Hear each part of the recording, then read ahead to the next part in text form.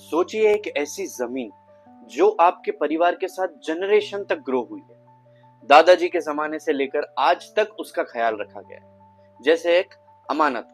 Indigenous communities के लिए उनकी मिट्टी भी बिल्कुल वैसी ही होती है, एक living legacy.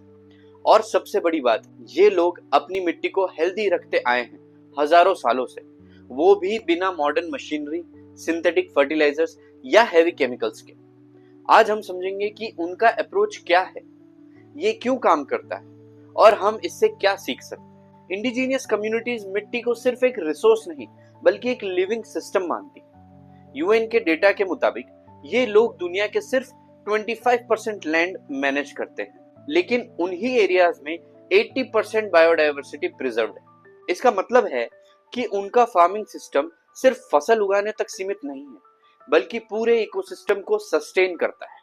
Soil fertility, clean water, air quality और क्लाइमेट रेगुलेशन तक। चलिए सबसे पहले कुछ रियल एग्जांपल्स देखते हैं जिससे हमें समझने में आसानी होगी। सबसे पहले बात करेंगे Zuni Waffle Gardens, USA.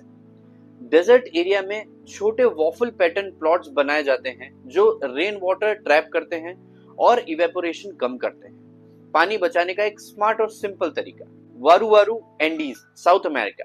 Raised bed के आसपास वाटर चैनल्स बनाए जाते हैं जो दिन में हीट स्टोर करके रात में रिलीज करते हैं। इससे फ्रॉस्ट डैमेज कम होता है और क्रॉप यील्ड बढ़ता है। थर्ड है टेरा प्रेटा, अमेज़न। बायोचार, कंपोस्ट और फिश बोन मिलाकर बनाई गई सॉइल जो 500 साल बाद भी हाईली फर्टाइल है। ये ह्यूमन मेड सॉइल रिस्टोरेशन का एक रेयर एग्जांपल। इंडिया की बात करें तो जाबो सिस्टम नागालैंड का है। रेन वाटर हार्वेस्टिंग को फॉरेस्ट लीव्स और कंपोस्ट के साथ कंबाइन करके एक नेचुरल स्लो रिलीज फर्टिलाइजर बनाया जाता है जो पानी के साथ फार्म्स तक पहुंचता है। और ऐसे बहुत सारे एग्जांपल्स हैं जो इंडिया के ही नहीं वर्ल्ड के भी हैं। ये प्रैक्टिसेस अलग अलग रीजन से हैं, लेकिन इनमें कुछ कॉमन प्रिंसिपल्स मिलते हैं। पहला, मिनिमल सॉइल डिस्टर्बेंस, ताकि सॉइल माइक्रोब्स का इकोसिस्टम हेल्दी रहे। दूसरा, organic matter recycling, crop residues, leaves और एनिमल डंक वापस सॉइल में डालना। Water soil integration, irrigation systems को सॉइल हेल्थ के साथ अलाइन करना। क्रॉप डाइवर्सिटी, एक ही क्रॉप के बजाय मल्टीपल क्रॉप्स ग्रो करना ताकि सॉइल फर्टिलिटी नेचुरली मेंटेन रहे। एफएओ के 2019 की रिपोर्ट के मुताबिक इंडिजीनियस फार्मिंग सिस्टम्स में soil organic carbon 20 to 40% higher होता है इंडस्ट्रियल मोनोकल्चर के कंपैरिजन में। इंडिया में भी काफी इंपॉर्टेंट इनिशिएटिव्स चल रहे हैं जो इंडिजीनियस विजडम से इंस्पायर्ड है। पहला हिमाचल प्रदेश का है।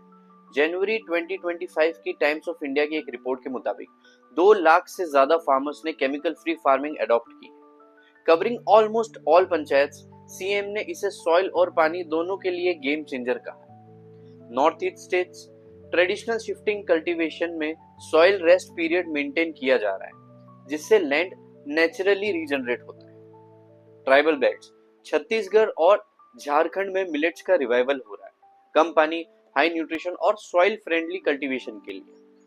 चौथा, soil health card scheme. Experts recommend कर रहे हैं कि स्कीम में इंडिजिनियस इंडिकेटर्स जैसे earthworm count, soil smell and texture को भी इंक्लूड किया जाए अलॉन्ग विद केमिकल टेस्ट। चाहे आप फार्मर हो या शहर में काम करते हो, सॉइल की हेल्थ आपकी डेली लाइफ पे डायरेक्ट इम्पैक्ट डालता है। हेल्दी सॉइल का मतलब अफोर्डेबल और न्यूट्रिशियस फूड, स्टेबल प्राइसेस और कम हेल्थ रिस्क। डिग्रेडेड सॉइल का मतलब high food cost, poor nutrition और ज्यादा डिजीजेस। आपके हिसाब से कौन सा इंडिजिनियस प्रैक्टिस हम शहर के कम्युनिटी गार्डन, स्कूल फार्म्स या किचन गार्डन में अप्लाई कर सकते हैं? अपने आइडिया शेयर कीजिए कमेंट में और सब्सक्राइब जरूर करें, क्योंकि मिट्टी की कहानी हम सबका फ्यूचर तय करती है। धन्यवाद।